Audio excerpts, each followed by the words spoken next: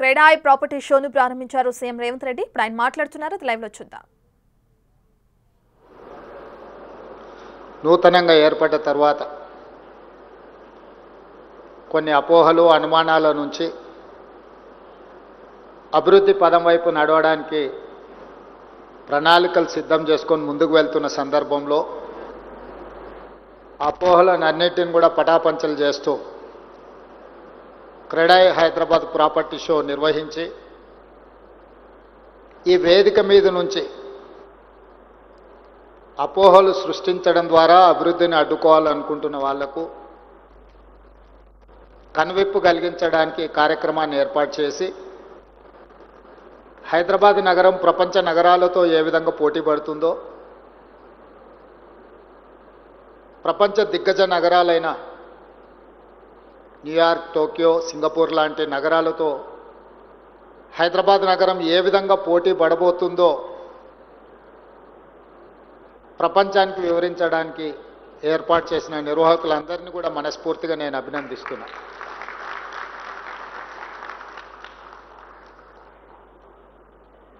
ప్రపంచ దేశాలలో అభివృద్ధి అనేది రెండు విభాగాలుగా ఉంటుంది. ఒకటి పాలసీస్, రెండు construction or building assets. These two are two growth engines for any developed country.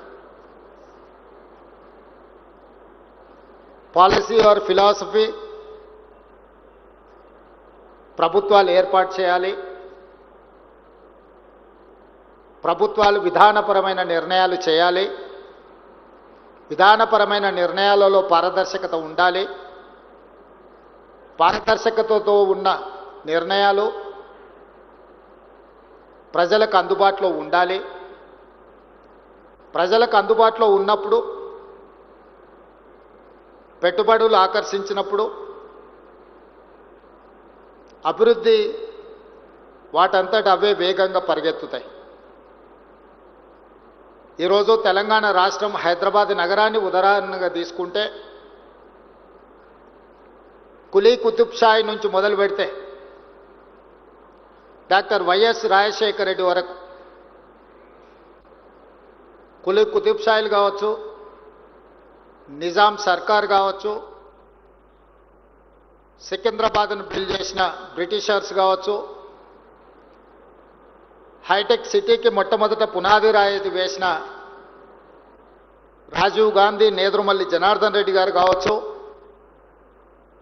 ఆ పునాది రాయిని కొనసాగించి హైటెక్ సిటీ అని ఒక ఐకానిక్ ప్రాజెక్టు నిర్మించిన చంద్రబాబు నాయుడు గారు కావచ్చు, ఆ విధానాన్ని కొనసాగించిన డాక్టర్ వైఎస్ రాజశేఖర రెడ్డి గారు కావచ్చు. పరిపాలన పరమైన పాలసీ పెరాలసిస్ లేకుండా వీళ్ళు నిర్ణయాలు తీసుకోవడం వల్లనే, పాలకులు మారిన పాలసీ పెరాలసిస్ లేకుండా చూడడం వల్లనే ఈరోజు మనము మన నగరం ప్రపంచ దేశాలతో పోటీ పడగలుగుతుంది. ప్రభుత్వాలు మారినప్పుడు కొన్ని అనుమానాలు ఉంటాయి. పక్క రాష్ట్రాలలో జరుగుతున్న పరిణామాల నుంచి మొదలు పెడితే నాయకుల మధ్యలో ఉన్న భిన్న అభిప్రాయాలు కొంతకాలం ఇలాంటి అనుమానాలు, అపోహలకు దారితీస్తాయి. కానీ ఒక రిచ్ కల్చర్ నుంచి వచ్చిన Telangana culture, we are not going to settle scores with our policies. If someone is having some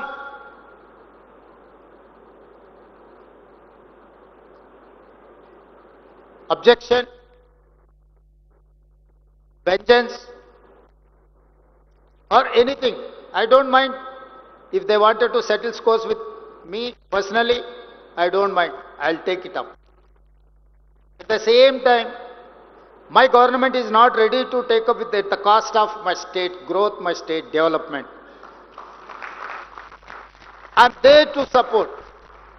I'm there to take a policy, transparent policy. I'm there to encourage investments.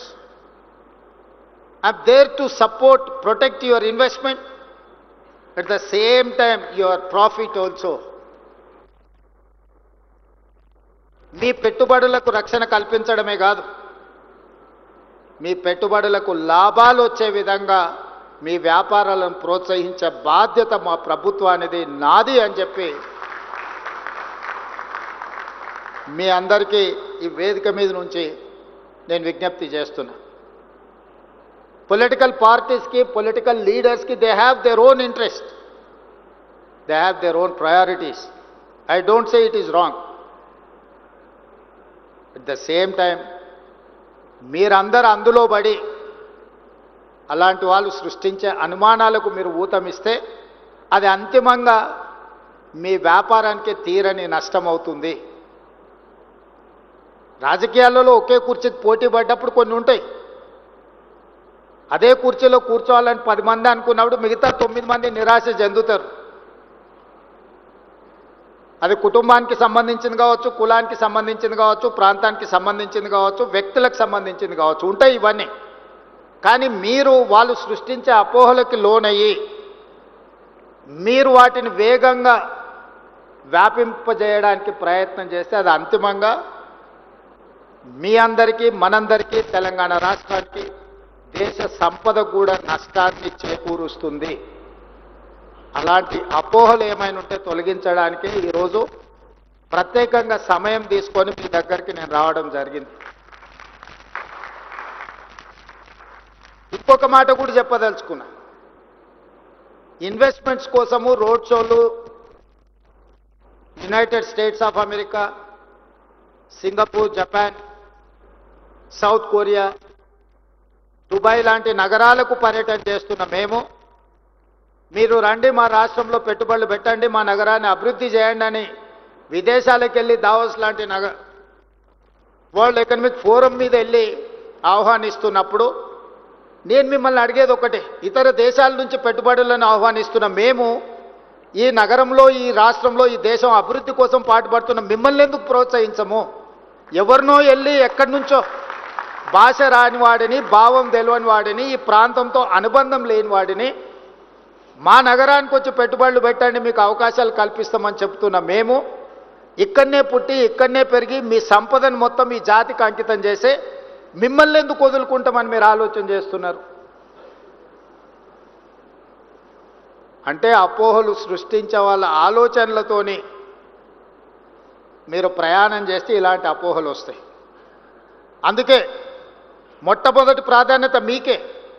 మీరు పోటీ పడండి, పాలసీలు అడగండి, improvement ఎట్లా చేయాలనో చెప్పండి, మీ అనుభవాన్ని మాతో పంచుకోండి. మన నగరాన్ని ఒక గొప్ప నగరంగా తీర్చిదిద్దుకుందాం.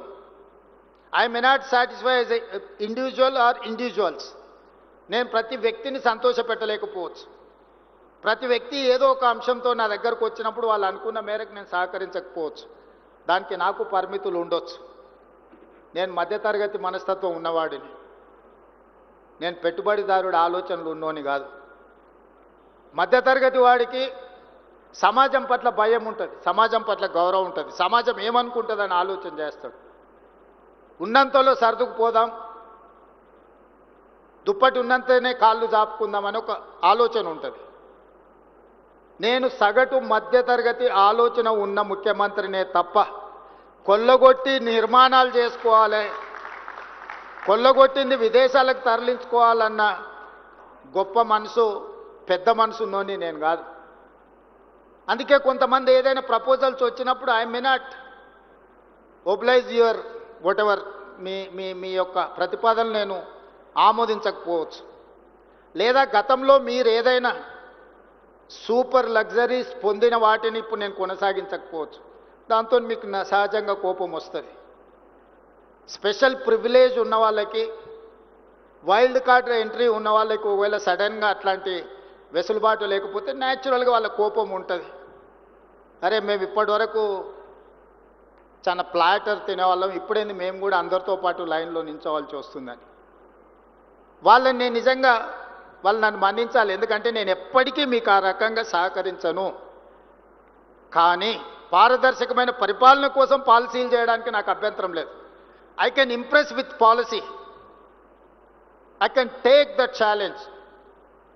నేను ఓపెన్ మైండ్తో ఉన్నాను. మీరు పాలసీ ఏమైనా చెప్పండి, ప్రజలకు ఉపయోగపడేది, మీ రంగానికి ప్రయోజనం చేకూర్చేది, తద్వారా తెలంగాణ రాష్ట్రాన్ని అభివృద్ధి పదం వైపు నడిపించడానికి, హైదరాబాదు నగరాన్ని దేశంలోనే కాదు ప్రపంచంలోనే గొప్ప నగరంగా తీర్చిదిద్దడానికి మీ ఆలోచనలు పంచుకోండి నాతో. మీరు అందరు ప్రపంచాన్ని అంతా చూస్తున్నారు.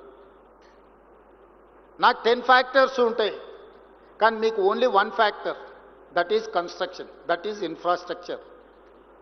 మాస్ డెవలప్మెంట్, ట్రంక్ ఇన్ఫ్రాస్ట్రక్చర్ ఎట్లా చేయాలి? ఈరోజు ఆనాడు చంద్రబాబు నాయుడు గారు, డాక్టర్ వైఎస్ రాజశేఖర రెడ్డి గారు హైటెక్ సిటీ, ఐటీ కంపెనీలతో పాటు ఔటర్ రింగ్ రోడ్, అంతర్జాతీయ ఎయిర్పోర్ట్ లాంటివి తీసుకురాకపోయి ఉంటే, ఈ ట్రంక్ ఇన్ఫ్రాస్ట్రక్చర్ డెవలప్ చేయకపోయి ఉంటే, ఈరోజు ఇంత గొప్ప ప్రాపర్టీ షో మీరు చేసుకునే వాళ్ళ? ఆ రోజు ఆ విజన్ చేసినప్పుడు కూడా ఆ నాయకుల మీద కూడా అలిగేషన్స్ వచ్చిన, ఔటర్ రింగ్ రోడ్ అనుకుండలాగా మారింది అన్నోళ్ళు ఉండొచ్చు. హైటెక్ సిటీ పక్కన వాళ్ళకి కావాల్సిన వాళ్ళకు భూములు ఉన్నాయి, ఆ భూముల కోసమే హైటెక్ సిటీ కట్టిండని అనుమానాలు ఉండొచ్చు, అపోహలు సృష్టించి ఉండొచ్చు,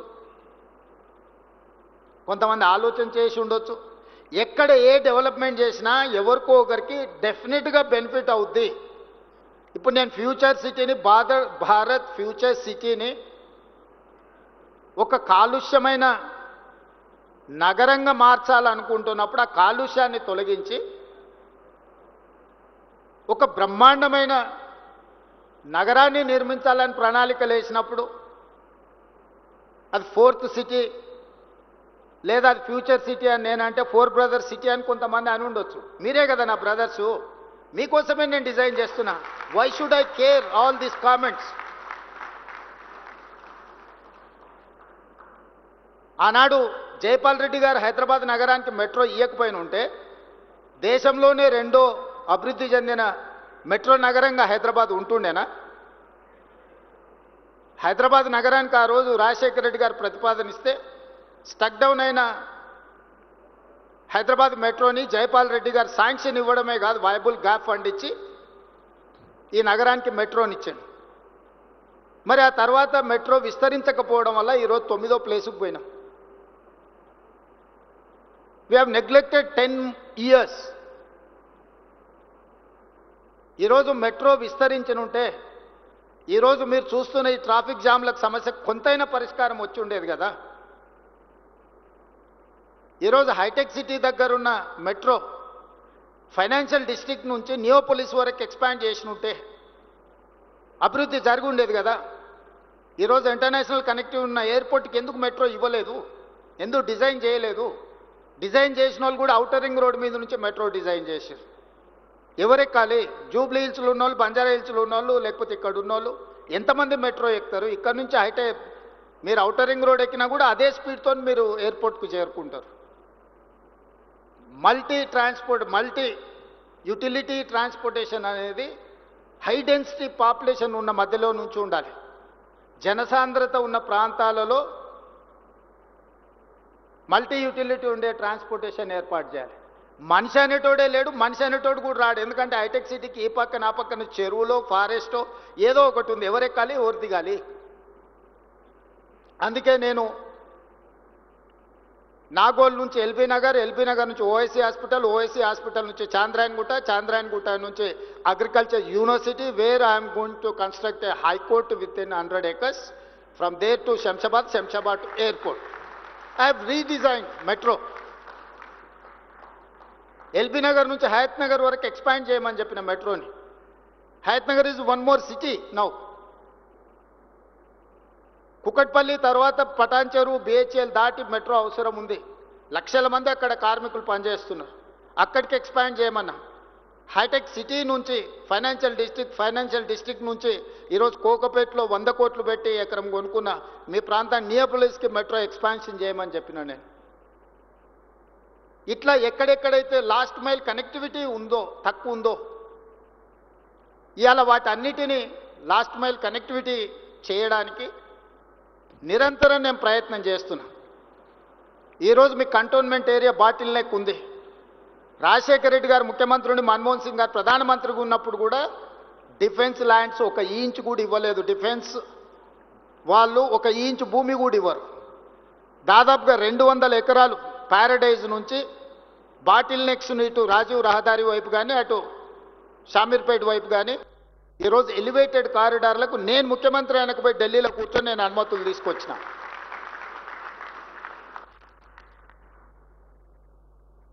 ఇవన్నీ కూడా మన నగరం యొక్క ప్రతిష్ట పెంచడానికి. ఈరోజు షామీర్పేట వరకు మెట్రో,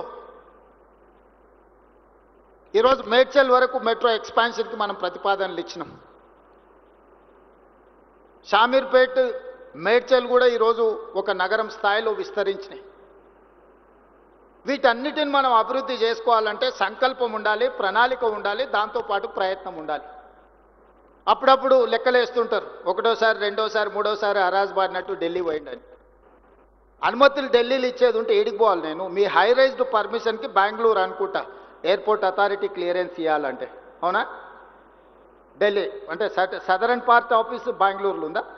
ఎయిర్పోర్ట్ అథారిటీ క్లియరెన్స్ ఒకవేళ హై రైజ్డ్ పోయినప్పుడు వాట్ ఎవర్ ఢిల్లీలో ఉందనుకోండి, అనుమతులు ఇవ్వాల్సింది ఢిల్లీలో ఉంటే మీరు దుబాయ్ పోయి అడగలేరు కదా. మెట్రోకి అనుమతి ఇవ్వాలన్నా, మూసీకి అనుమతి ఇవ్వాలన్నా, ఎలివేటెడ్ కారిడార్స్కి అనుమతి ఇవ్వాలన్నా, డిఫెన్స్ ల్యాండ్స్ ఇవ్వాలన్నా, లేకపోతే గ్రాంట్ ఇవ్వాలన్నా, లోన్కి సావరిన్ గ్యారంటీ ఇవ్వాలన్నా కేంద్ర ప్రభుత్వం ఇవ్వాలి. కేంద్ర ప్రభుత్వం ఎక్కడి నుంచి ఫంక్షన్ చేస్తుంది, ఎక్కడి నుంచి పనిచేస్తుంది? ఢిల్లీ నుంచి. భారత రాజ్యాంగం రాసేటప్పుడే state subject, central subject, concurrence list అని 3 రకాలుగా పరిపాలనకు వెసులుబాటు ఇచ్చారు. ఒకటి రాష్ట్రమే నిర్ణయాలు తీసుకోవచ్చు, 2 కేంద్రమే తీసుకుంటే like railway, like airport authority or otherwise telecom ఇట్లాంటివి ఉంటే, కొన్ని రాష్ట్రం కేంద్రం కలిసి వ్యవసాయము, విద్య ఇట్లాంటివి రాష్ట్రం కేంద్రం కలిసి నిర్ణయాలు తీసుకొని ఉంటాయి. మరి వాళ్ళందరినీ కలిసి ప్రయత్నం చేస్తుంటే ఢిల్లీలో మాకు పెద్ద బంగ్లా ఇచ్చిండ్రు ముఖ్యమంత్రికి. ఢిల్లీలో బంగ్లా ఎందుకు ఇచ్చిండ్రు? ఢిల్లీలో వచ్చి 4 రోజులు ఉండి, నెలకు 4 రోజులు ఢిల్లీలో ఉండి అన్ని శాఖల అనుమతులు తీసుకొని పోవడానికి ఢిల్లీలో ముఖ్యమంత్రి గారికి బంగ్లా ఇచ్చిండ్రు. దాన్ని ఫామ్ హౌస్ లాగా వాడుకొని దావతులు చేసుకోనికి ఇయ్యలే. దాన్ని సద్వినియోగం చేస్తున్నా. ఈరోజు కేంద్రం నుంచి నేను తీసుకొచ్చిన అనుమతులు మీరు లిస్టు తీసుకోండి. ఎప్పుడైనా అసెంబ్లీలో లిస్ట్ అంతా పెడతా నేను. గతంలో పాలకులు కాళేశ్వరం కార్పొరేషన్ పేరు మీద 1 lakh crores ఆల్మోస్ట్ ఖర్చు పెట్టి దాంట్లో ఒక 70,000 కోట్లు మీరందరు వ్యాపారంలో ఉన్నారు కాబట్టి మీతో పంచుకుంటున్నా. 12 years టైంకి 11.5% రేట్ ఆఫ్ ఇంట్రెస్ట్లో అప్పులు తీసుకొచ్చి, అసలు ఎవరైనా మన సొంత వ్యాపారం అయితే 11.5% at the rate of 11.5% per annum మనం అప్పులు తెస్తామా? 12 సంవత్సరాల పరిమితికి లోబడి 3 సంవత్సరాలు ఆల్రెడీ అయిపోయింది. ఇప్పుడు 9 ఏళ్ళల్లో నేను వచ్చిన 20 నెలల్లో 29,000 కోట్లు నేను అప్పు కట్టిన కాళేశ్వరానికి. కాళేశ్వరంలో ₹1 నేను ఖర్చు పెడితే నాకు 42 పైసలు రిటర్న్ వస్తుంది. BC ratio, cost benefit ratio చూస్తే ₹1 నేను విద్యుత్కు ఇతర ప్రాజెక్ట్ కాస్ట్కి క్యాపెక్స్ మీద నేను కట్టే ఇంట్రెస్ట్ లెక్కేస్తే ₹1 నేను పెట్టుబడి పెడితే నాకు 42 పైసలు వస్తుంది. నేను 50 సార్లు పోయి మోడీ గారిని కలిసిన ప్రతిసారి నాకు డెట్ రీస్ట్రక్చర్ కావాలా? నువ్వు దివాలా తీసినోనికి డెట్ రీస్ట్రక్చర్ ఇస్తావు, ఎన్సీఎల్టీఓనికి పోయినోనికి డెట్ రీస్ట్రక్చర్ ఇస్తావు, నేను ఆన్ టైం కడతా అంటే నాకు డెట్ రీస్ట్రక్చర్ ఎందుకు ఇవ్వని ప్రధానమంత్రి గారితో 10 సార్లు మాట్లాడి మన 26,000 కోట్ల రూపాయలని 35 సంవత్సరాలకు రీస్ట్రక్చర్ చేయించి 7.5% రేట్ ఆఫ్ ఇంట్రెస్ట్కు నేను ఢిల్లీ నుంచి సాధించి వచ్చిన. This is what my capability. That is their capability at the cost of 11.5% interest and 12 years moratorium. Whereas I have requested Prime Minister of India, I have taken permission, they have instructed to financial institutions, 26,000 crores first phase లో 35 years కోసము 7.5% rate of ఇంట్రెస్ట్కు తగ్గించి ఇచ్చారు. నాకు ఎంత ఆర్థిక వెసులుబాటు వచ్చింది? ఇది నా ఇంటికేం రాదే, రాష్ట్ర ప్రజలకు ప్రయోజనం. అట్లా 2 లక్షల కోట్ల గురించి నేను అడుగుతున్న కేంద్ర ప్రభుత్వాన్ని.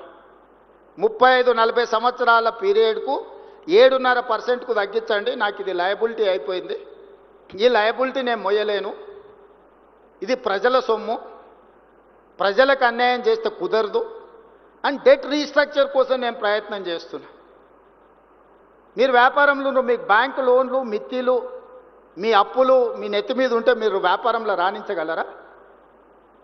మరి రాష్ట్రాన్ని వెల్ఫేర్ అండ్ డెవలప్మెంట్ స్టేట్ చేయాలంటే నాకు ఇవన్నీ చేయాల్సిన అవసరం ఉంది కదా. ఇవాళ నాకు మెట్రో ఫర్దర్ ఎక్స్పాన్షన్ కావాలంటే కేంద్ర ప్రభుత్వం ఇవ్వాలి. ఇవాళ మొత్తం తెలంగాణలో ఒకే ఒక ఎయిర్పోర్ట్ ఉంది, శంషాబాద్. మీరు ఆంధ్రప్రదేశ్లో ఉండి 6-7 ఉన్నాయి, తిరుపతిలో ఉన్నాయి, రాజమండ్రిలో ఉంది, కడపలో ఉంది, విజయవాడలో ఉంది, విశాఖపట్నంలో ఉంది, ఎన్నున్నాయో 6-7 ఎయిర్పోర్ట్లు ఉన్నాయి. మహారాష్ట్రలో ఒక 40 ఎయిర్పోర్ట్లు ఉన్నాయి. ఏ చిన్న రాష్ట్రానికి వెళ్ళినా 5-6 ఎయిర్పోర్ట్లు ఉన్నాయి. మరి మేధావులు 80,000 పుస్తకాలు చదివిన వాళ్ళకు తెలంగాణకు రెండో ఎయిర్పోర్ట్ ఉండాలన్న ఆలోచన కూడా రాలేదు. రెండో ఎయిర్పోర్ట్ అవసరం లేదా మిత్రులారా? మీరు చెప్పండి. నేను వచ్చిన తర్వాత అందుకే ఢిల్లీలో పోయి ఏవియేషన్ మినిస్టర్ని, ప్రైమ్ మినిస్టర్ని కలిసి 2 అదనంగా ఎయిర్పోర్ట్లకు అనుమతులు తెచ్చిన. ఒకటి వరంగల్, రెండోది ఆదిలాబాద్. ఒకప్పుడు ఇతర రాష్ట్రాల నుంచి వచ్చేటోళ్ళు రైల్వే స్టేషన్కు మీ ఇల్లు ఎంత దూరం, మీ ఆఫీస్ ఎంత దూరం అని అడిగేటోళ్ళు. సొంత రాష్ట్రంలో గ్రామాల నుంచి వచ్చేటోళ్ళు బస్ స్టాండ్కు మీ ఇల్లు ఎంత దూరము, మీ ఆఫీస్ ఎంత దూరం అని అడిగేటోళ్ళు. ఇవాళ ఇతర దేశాల నుంచి వచ్చేటోళ్ళు ఏమడుగుతారు? ఎయిర్పోర్ట్ నుంచి ఎంత దూరం ఉంది మీ ఇండస్ట్రియల్ హబ్ కానీ, మీ కార్పొరేట్ ఆఫీస్ కానీ ఎయిర్పోర్ట్ నుంచి ఎంత టైం పడుతుంది రీచ్ అవ్వడానికి అని అడుగుతారు. మరి అట్లాంటి ఎయిర్పోర్ట్లు తెలంగాణకు అడిషనల్గా ఉండాల్సిన అవసరం లేదా? అనుమతులు తేవాల్సిన అవసరం లేదా? దానికి అవసరమైన నిధులు కేంద్ర ప్రభుత్వం నుంచి తెచ్చుకోవాల్సిన అవసరం లేదా? ఎయిర్పోర్ట్ వస్తే విమానం వచ్చి మా ఇంట్లో ఆగుద్దా? ఎయిర్పోర్ట్ వస్తే దాంతోపాటు మీకే అభివృద్ధి వస్తుంది, మీ ఇన్వెస్ట్మెంట్స్ పెంచుకోవడానికి ఉంది. Tier 2, Tier 3 సిటీస్ కూడా డెవలప్ అవ్వడానికి అవకాశం ఉంది. ఇండస్ట్రియల్ గ్రోత్ వస్తే ఆటోమేటిక్గా ఆదాయం పెరగడానికి అవకాశం ఉంది. మీరు ఎక్కడనో ఎత్తుకుంటూ పోయి పెట్టుబడులు పెట్టేది ఎందుకు? మీ పెట్టుబడులు ఇక్కడ పెడితే మీ పెట్టుబడులే 2 ఆదాయాన్ని తెచ్చిపెడతాయి కదా. దానికోసమే కదా ఈరోజు మెట్రో అనుమతులు అడిగినా, ఎయిర్పోర్ట్ అనుమతులు అడిగినా, రీజనల్ రింగ్ రోడ్ అనుమతులు అడిగినా, రీజనల్ రింగ్ రైల్ అనుమతులు అడిగినా, ల్యాండ్ లాక్ స్టేట్, మనకు పోర్టు లేదు. ఈ దేశంలో అన్ని రాష్ట్రాలకు దాదాపు ఏదో రకంగా పోర్టులు ఉన్నాయి. మీకు ఏ వైపు నుంచి వెళ్ళినా కూడా నాట్ లెస్ దాన్ 300 కిలోమీటర్స్ మీరు ఎక్కడికి చేరలేరు. అందుకోసం మనకు ఇండస్ట్రియలైజేషన్ ఆగిపోయింది. ఆటోమొబైల్ ఇండస్ట్రీ రమ్మంటే పోర్ట్ ఎంత దూరం ఉందని అడుగుతున్నారు.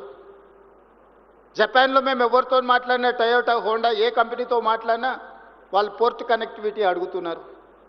ఇవాళ అందుకే ఒక ఔటర్ రింగ్ రోడ్ 160 కిలోమీటర్స్ నిర్మాణం జరిగితేనే ఈరోజు 3 లక్షల కోట్ల ఆదాయానికి తెలంగాణ రాష్ట్రం పెరిగింది.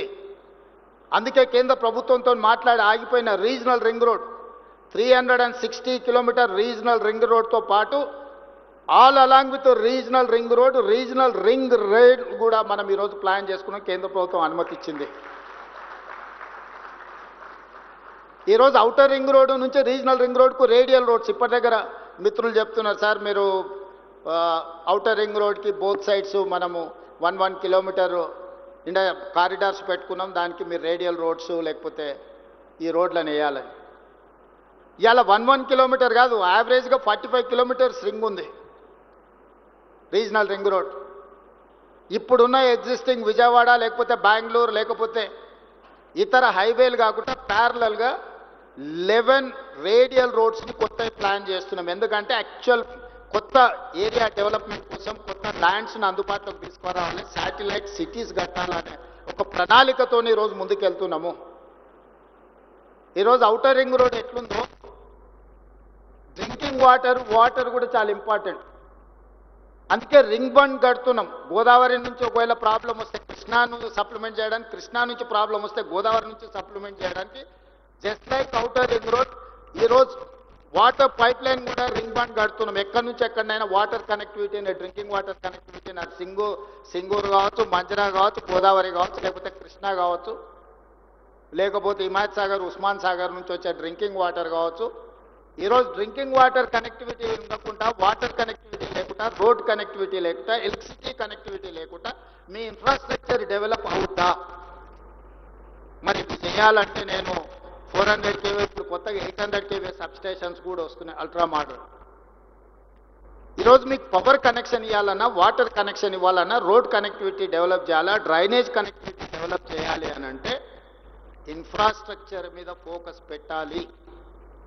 ఈరోజు రీజనల్ రింగ్ రోడ్తో పాటు, రీజనల్ రింగ్ రైల్తో పాటు future city to Amaravati, Amaravati to Bandar port 8 lane express హైవేతో పాటు రైల్వే కనెక్టివిటీ చేసి బోత్ సైడ్ ఇండస్ట్రియల్ కారిడార్ని ఈరోజు ప్రపోజల్స్ గవర్నమెంట్ ఆఫ్ ఇండియాకి ఇచ్చినాం. తొందరలో అది అనుమతి రాబోతుంది. సో పోర్ట్ అనే ప్రాబ్లాన్ని పర్మనెంట్ ఈరోజు Hyderabad Vijayawada near about 300 kilometres ఉంది. కానీ ఇప్పుడు మేము డెడికేటెడ్ గ్రీన్ఫీల్డ్ హైవే ఇస్తే 220 కిలోమీటర్స్నే విజయవాడ వస్తుంది. 70 కిలోమీటర్స్ మీకు ప్రయాణం తగ్గితే ఎంత ప్రయోజనం ఉంటుందో ఒక్కసారి ఆలోచన చేయండి. ఈరోజు ఈ ప్రణాళికలన్నీ ఈరోజు తెలంగాణ రైజింగ్ 2047 ఒక విజన్ డాక్యుమెంట్ కోసం చేస్తున్నాం. December 9th we're going to dedicate that vision document. అందులో తెలంగాణని 3 వర్టికల్స్ కింద డివైడ్ చేస్తున్నాం. Outer ring road inside is core urban region, outer ring road outside to regional ring road inside semi urban, regional ring road to Telangana corridor rural. The core urban region service sector, semi-urban region industrial sector, outer RRR నుంచి out సైడ్కి వచ్చేది agriculture sector. సింపుల్గా Telangana map తీసి ఇట్లా ముందర పెట్టుకుంటే మీకు circles క్లియర్గా ఉంటుంది. కోర్ అర్బన్ రీజన్లో సర్వీస్ సెక్టర్ ఉంటుంది, సెమీ అర్బన్ రీజన్లో ఇండస్ట్రియల్ సెక్టర్ ఉంటుంది, రిమైనింగ్ సెక్టర్ రూరల్ సెక్టర్లో అగ్రికల్చర్ ఉంటుంది. జస్ట్ మీ పాలసీ డాక్యుమెంట్ ఇట్లా ఓపెన్ చేస్తే ఈ దేశంలోనే మొదటిసారి ఒక స్టేట్ మొత్తానికి ఒక పాలసీ. మీరు మాస్టర్ ప్లాన్ చూస్తే గ్రేటర్ హైదరాబాద్కో హెచ్ఎండిఏకో మాస్టర్ ప్లాన్ ఉంటుంది. తెలంగాణ కోసమే మెగా మాస్టర్ ప్లాన్ డిజైన్ చేసుకుంటున్నాం. ఎక్కడ ఏ సెక్టర్ రావాలి, ఎక్కడ ఏం డెవలప్మెంట్ ఉండాలి, ట్రంక్ ఇన్ఫ్రాస్ట్రక్చర్ గవర్నమెంట్ ఎట్లా డెవలప్ చేయాలనుకుంటుంది, ఆ ట్రంక్ ఇన్ఫ్రాస్ట్రక్చర్ బేసిస్ మీద మీరు మీ ప్రణాళికలు సిద్ధం చేసుకోవచ్చు అనేది మా ఆలోచన. ఇవన్నీ అమలు చేసే క్రమంలో ఎక్కడైనా డీవియేషన్స్ ఆర్ వయలేషన్స్ ఉన్నప్పుడు నియంత్రించడానికి కొన్ని కొత్త సంస్థలు మేము తీసుకొచ్చినాం. హైడ్రా అందులో భాగమే. ఈరోజు మీకు రోడ్ల మీద నీళ్లు వస్తున్నాయి. ఎందుకు వస్తున్నాయి మీరు ఎప్పుడైనా అంచనా వేయండి. నీళ్లు నిలవాల్సిన చెరువులు మనమే గుంజుకుంటుమి, నీళ్లు ప్రవహించాల్సిన నాలల్ని మనమే ఆక్రమించుకుంటుమి. మరి నీళ్లు ఉండాల్సిన ప్లేస్కి మనం పోతే మనం ఉండాల్సిన ప్లేస్లకు నీళ్ళు వచ్చినాయి. మన కాలనీలకు మన ఇంట్లోకి నీళ్ళు వస్తున్నాయంటే మనమే కారణం. ఎవరు కారణము? 2000 చెరువులు ఇప్పుడు 450కి పడిపోయినాయి ఔటర్ రింగ్ రోడ్ ఇన్సైడ్. ఆ చెరువులను వీలైనంత మేరకు పునరుద్ధరించాలనుకుంటున్నాం. పునరుద్ధరించేటప్పుడు తెలిసి తెలియని అమాయకులు కొంత సమస్య వస్తుంది, ఇబ్బందులు జరుగుతాయి. యుద్ధం వచ్చినప్పుడు సైనికులు ఒక్కరే చచ్చిపోరు, అక్కడక్కడ అమాయకులు కూడా చచ్చిపోతుంటారు యుద్ధంలో. మీరు అందరూ చూస్తారు కదా. మనం కూడా ఈ ప్రకృతిని, క్లౌడ్ బస్ని, ఈ ప్రకృతి విపరీతాలు ఈరోజు చూస్తున్నారు. ఒక్కొక్క రాష్ట్రంలో ఎంతమంది కొట్టుకొని పోయి చచ్చిపోయినరు. మేము కొన్ని దగ్గరలో అడ్డంకులు ఉన్న వాటిని తొలగిస్తే వాళ్ళని ఆర్థికంగా ఆదుకుంటాం అంటున్నాం. మీరు ప్రతిపాదన ఇవ్వండి అని చెప్పినాం.